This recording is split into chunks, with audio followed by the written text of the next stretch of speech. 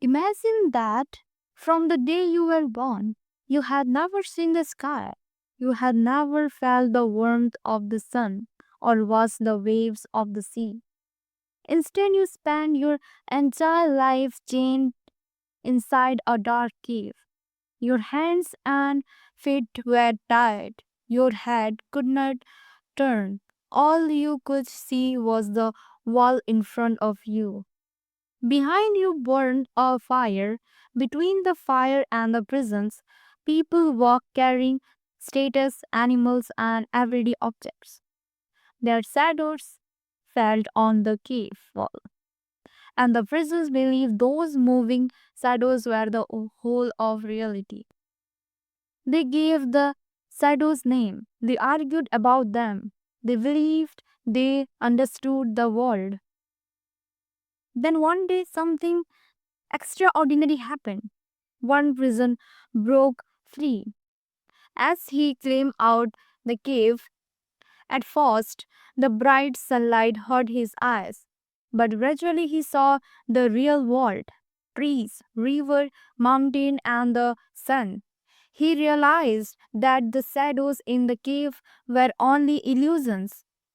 Filled with excitement, he returned to the cave to share the truth. But instead of welcoming him, the other prisoners laughed at him. They thought he had gone mad. They refused to believe that a world beyond the shadows even exists. This powerful story is known as the Allegory of the Cave, one of the greatest philosophical story even told. The man who created this timeless allegory was Plato, a philosopher whose ideas transformed political philosophy forever. But who was Plato?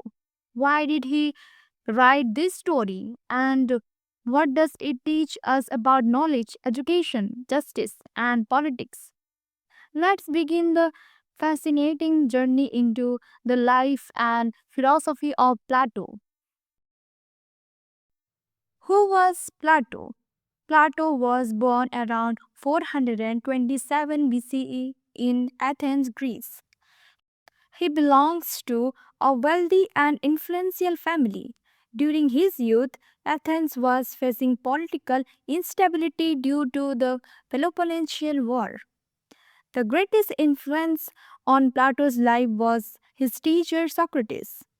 Socrates encouraged people to question everything and search for truth through reason. However, in 399 BCE, Socrates was sentenced to death by the Athenian democracy. This event deeply shocked Plato. He began to question whether democracy always produced justice and wise decisions. This experience shaped his political philosophy. Later, Plato traveled widely and eventually established the academy in Athens around 387 BCE, one of the world's earliest institutions of higher learning. His most famous student was Aristotle, who later became the teacher of Alexander the Great. Plato's major works. Plato wrote his ideas in the form of dialogues. Some of his important works include The Republic, The Statesman, The Laws, The Apology. Among these, The Republic is considered his greatest political work. Historical background of theory of justice.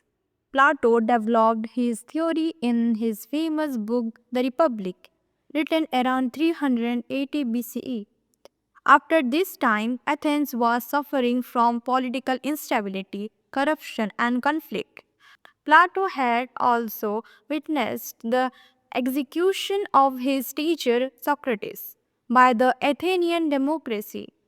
This experience convinced Plato that a just society could not exist unless it was governed by wisdom rather than ignorance. search for justice. In the Republic, Socrates discussed justice with several people. Cephalus, he says justice means telling the truth and paying one's debts. Socrates asks, if you borrow a weapon from a friend who later becomes mentally unstable, should you return it? Cephalus' definition fails because returning the weapon would cause harm. Polemarchus, he argues justice means helping friends and harming enemies. Socrates replies that harming people only makes them worse. Justice cannot create injustice. Thrasymachus, he boldly claimed that justice is simply the advantage of the stronger. According to him, rulers make laws to benefit themselves.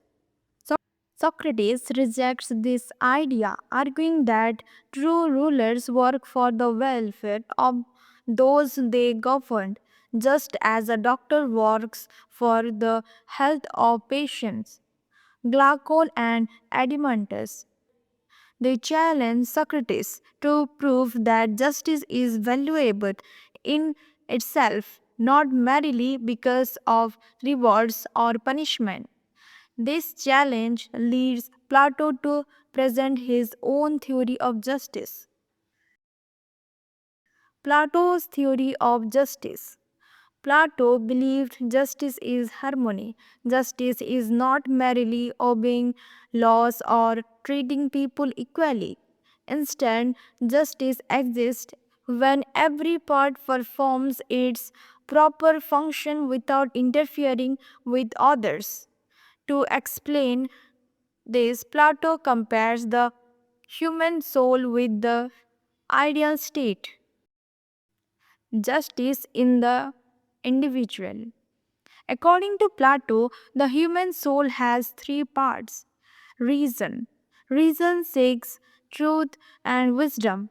Its role is to guide the individual through knowledge. Spirit. Spirit represents courage, determination, ambition, and honor. It supports reason in maintaining self control. Appetite. Appetite include physical desire such as food, wealth, comfort and pleasure. These desires are naturally but much remain under the control of reason. Justice exists when reason rules, spirit supports reason, appetite obeys reason. When desires dominate reason, injustice appears. Justice in the state.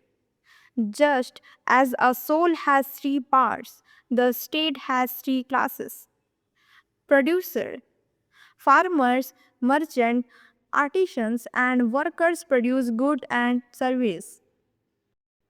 Their virtue is temperance.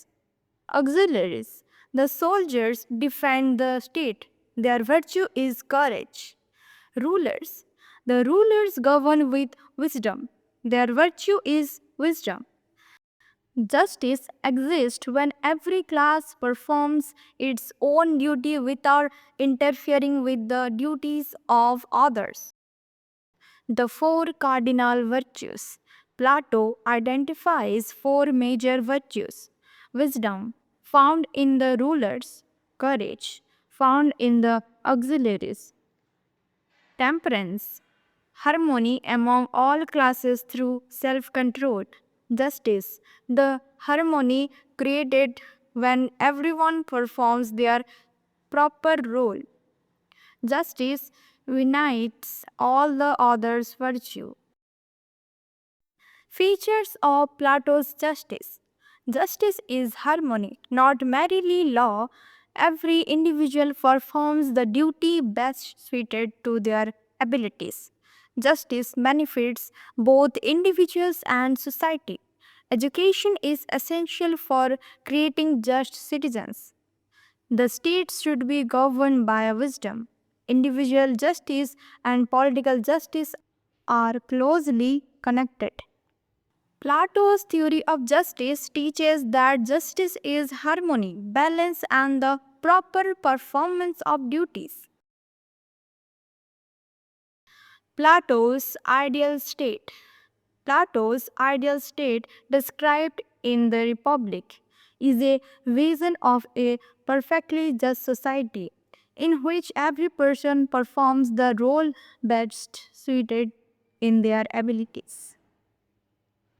Plato's believed that justice exists when each part of society work in harmony just as the parts of the healthy soul do.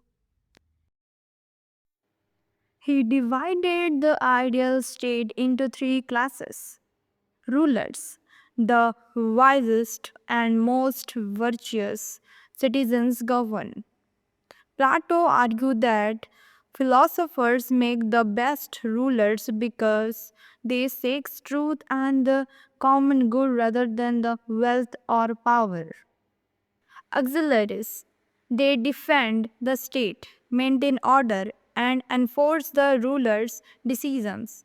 They are expected to be courageous and disciplined. Producers, farmers, artisans, merchants, and other workers who provide the goods and services needed by society. They focus on economic activity rather than political leadership. Philosopher King. One of the Plato's most famous ideas is the concept of philosopher king. Plato argued that philosophers should become rulers because they seek truth rather than wealth or power. According to him, until philosophers become kings or kings become philosopher, there will be no end to the troubles of states. The philosopher king possesses wisdom, justice, self control, courage, knowledge of the common goods. Such a ruler governs for the benefit of all citizens. Stages of becoming a philosopher king. Imagine this: a child is born. No one knows whether this child will one day become a farmer, a soldier, or the ruler of an entire nation. Unlike today's world, where leaders are often chosen through elections and inherit power, Plato believed that a ruler should be carefully trained for decades before being trusted with the future of a state. This is the journey of becoming a philosopher king. According to Plato, ruling is not a privilege, it is a responsibility. Only those who possess wisdom, justice, and self control deserve to. That is why the making of a philosopher king takes almost 50 years. First stage. The journey begins in childhood. Children receive physical training through gymnastics to build strength, courage, and disciplines. At the same time, they study music, poetry, and carefully selected stories that teach honesty, justice, and virtue. Plato believed that education should shape both the body and the soul. At the end of this stage, only those who excellent character and ability move forward. Second stage, higher education. Now the real intellectual training begins.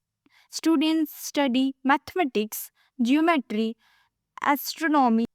These subjects are not taught simply to gain knowledge. Plato believed they trained the mind to think logically and discover universal truths. During these 10 years, students are continuously tested. Those who cannot meet the required standard, leave the program, and serve society in other important roles. Third stage, philosophical training. Only the brightest and most disciplined students enter this stage. Here they study philosophy and dialectics, the art of questioning, reasoning, and discovering truth.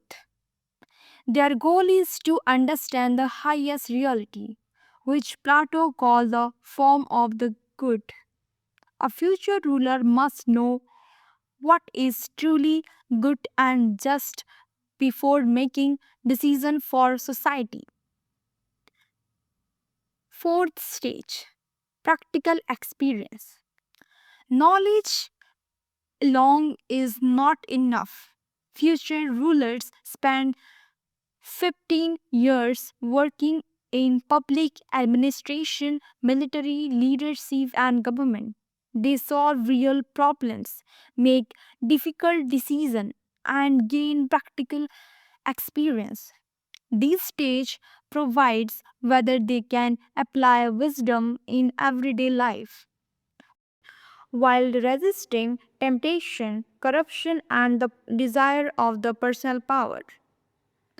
Fifth stage, becoming the philosopher king. Finally, after decades of education, training, and public service, the most capable individuals become philosopher kings. They rule not because they seek wealth or fame, but because they understand justice and work for the common good. For Plato, the ideal ruler is someone who combines knowledge with experience, wisdom with courage, and authority with selflessness. Plato's idea of the philosopher king reminds us that good leadership requires much more than ambition. It requires lifelong learning, moral character, and a deep commitment to justice. Concept of education.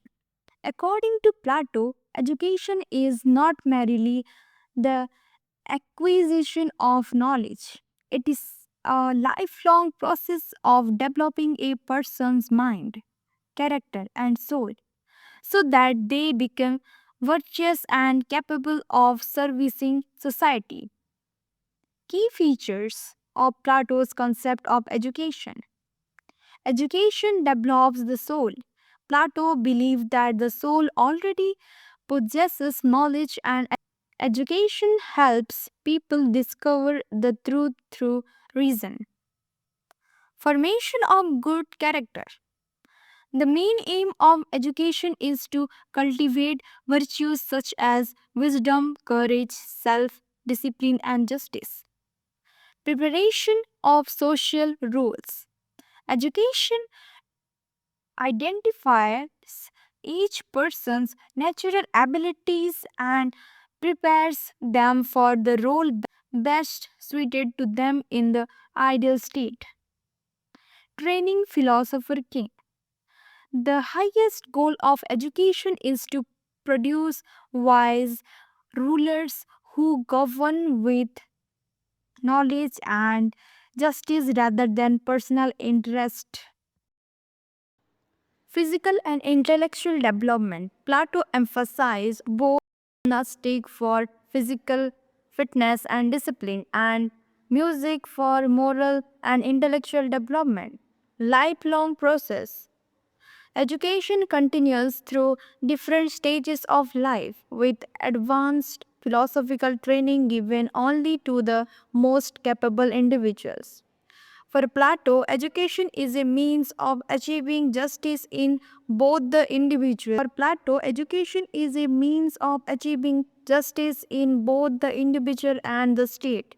It shapes moral character, develops reason, and prepare people to contribute to a harmonious and well-governed society. Allegory of the cave. The allegory of the cave is a famous philosophical story by Plato, found in Book 7 of the Republic. It explains how people perceive reality and how education leads to true knowledge. The story is that a group of prisoners have been chained inside a dark cave since birth. They can only look at a wall in front of them. Behind there is a fire, and between the fire and prisoners, people carry objects. The prisoners see only the shadows of these objects on the wall and believe the shadows are reality. One prisoner is freed and leaves the cave. At first, the sunlight hurts his eyes, but gradually he realizes that the outside world is the true reality. When he returns to the cave to tell the others, they reject him and refuse to believe him. What it means? The cave represents ignorance or limited understanding. The shadow represents false belief, appearances, or incomplete knowledge. The prisoner who escapes represents a person who gains wisdom through education and critical thinking. The sunlight represents truth and knowledge. The return to the cave shows the people often resist new ideas because they are comfortable with familiar beliefs. Plato's Plato argues that most people mistake appearance for reality. Education is a journey for ignorance to knowledge. Discovering the truth can be difficult, and others may reject those who challenge accepted beliefs. For example, imagine someone who gets all this information from misleading social media posts. They believe everything they see online. Later, they learn to verify facts through reliable sources and realize many of these earlier beliefs were false. This transition from illusion to truth is similar to the prisoner leaving the cave. In similar turn, Plato's allegory of the cave teaches that true knowledge comes from questioning appearances, seeking evidence, and being willing to change our understanding of reality. Concept of communism. Plato's concept of communism is explained in fifth book of the Republic. It is not the same Marxist communism. Plato's communism was designed to ensure unity and justice in the ideal state. Plato's communism means that the guardian class should not own private property or have private families. They should live together and share everything in common to serve the state selflessly. Main features: communism of property. Guardians cannot own land, houses, gold, or silver. They receive only what is necessary. They receive only what is necessary for their living from the state. This prevents greed and corruption. Communism of family. Guardians do not have individual families. Marriages are regulated by the state. Actively, children are raised collectively by the state, and parents do not know their own children. This removes family favoritism and promotes loyalty to the state. Limited application. Communism applies only to the guardian classes. Producers are allowed to own private property and family. Objects of Plato's communism: to maintain the unity of the state, to eliminate corruption and selfishness, to ensure that rulers govern for the common good, to promote justice and social harmony. Criticism are there. It is considered impartial and difficult to implement. It suppresses individual freedom and family life. It may reduce personal motivation. Aristotle criticized it, arguing that common ownership leads to neglect and lack of responsibility. Plato's communism was an ethical and political system intended to create an individual state by preventing rulers from becoming selfish or corrupt. Plato's view on democracy. Plato criticized democracy. He believed democracy allows people without knowledge or wisdom to make important political decisions. According to him, excessive freedom may lead to disorder. Eventually, this disorder can result in dictatorship. Therefore, he preferred rule by wise philosophers rather than rule by public opinion. Guardians and their lifestyle.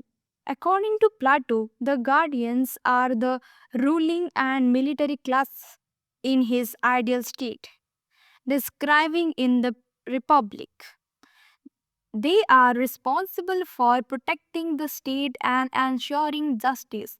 Plato divided the guardians into two groups: auxiliaries and rulers. Auxiliaries, soldiers who defend the state, and rulers, the wise guardians who govern the state.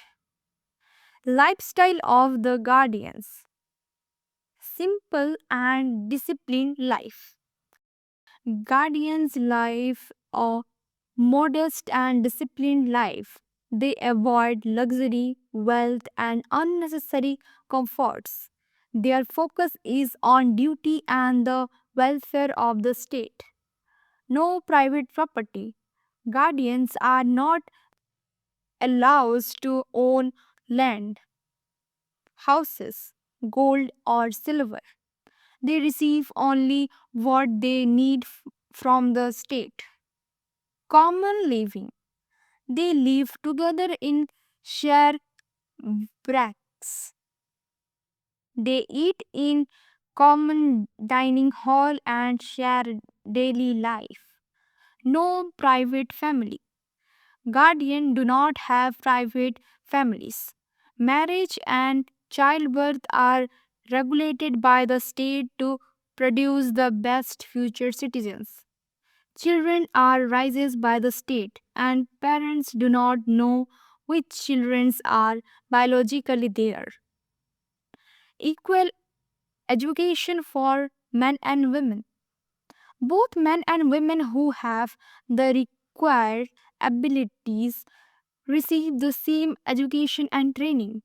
Women can also become guardians and rulers. Physical and intellectual training. Guardians receive physical training to build strength. They study music, mathematics, philosophy, and dialectics to develop wisdom and moral character. High moral standards. Guardians must be encourageous, wise, self disciplined, and loyal. Their personal interest must never come before the interest of the state. Why did Plato propose these lifestyle? Plato believed that if guardians possessed wealth, private property, or strong family interest, they might become corrupt and govern for personal benefit. By living a simple communal life, they could remain devoted to justice and the common good.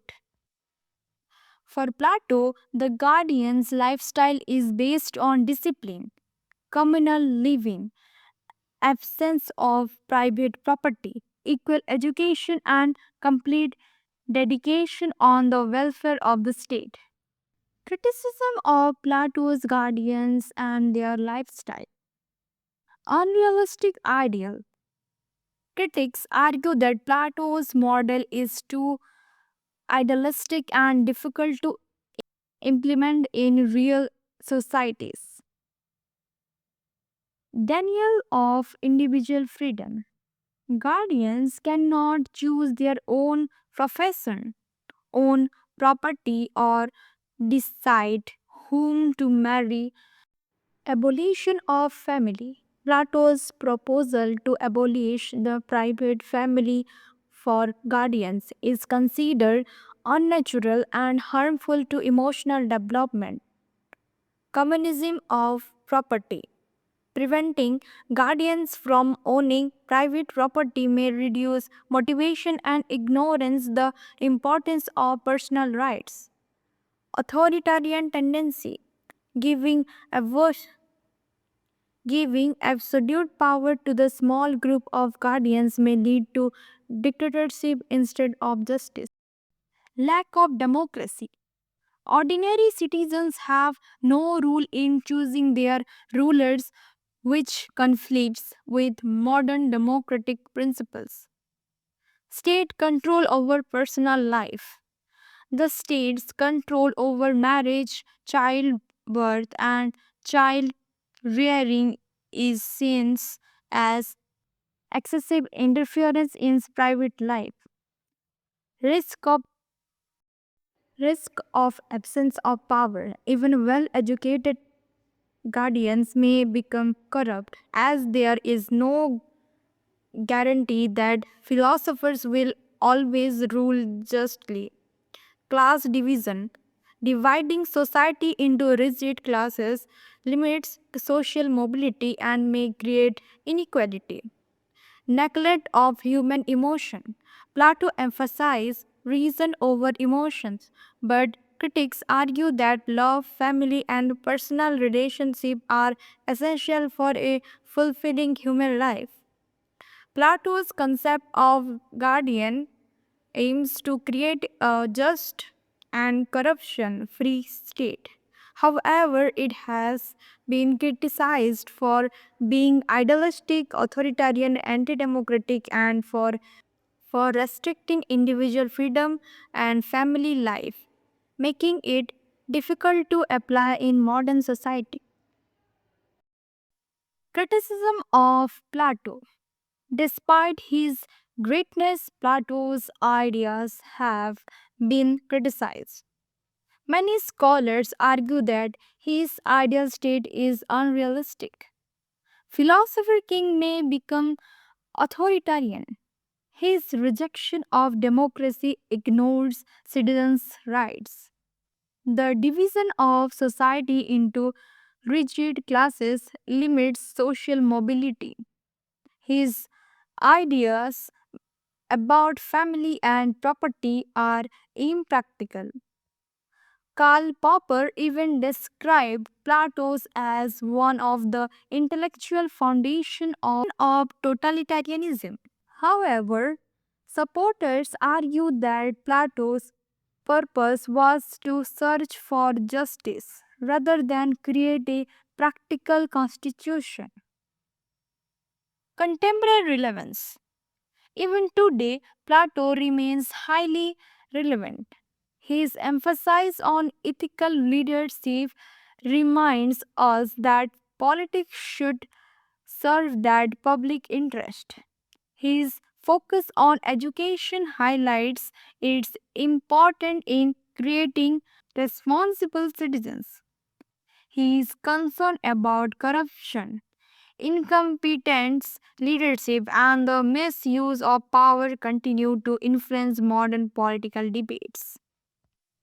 Many discussions about merit based leadership, civic education, and good governance still reflect Platonic ideas.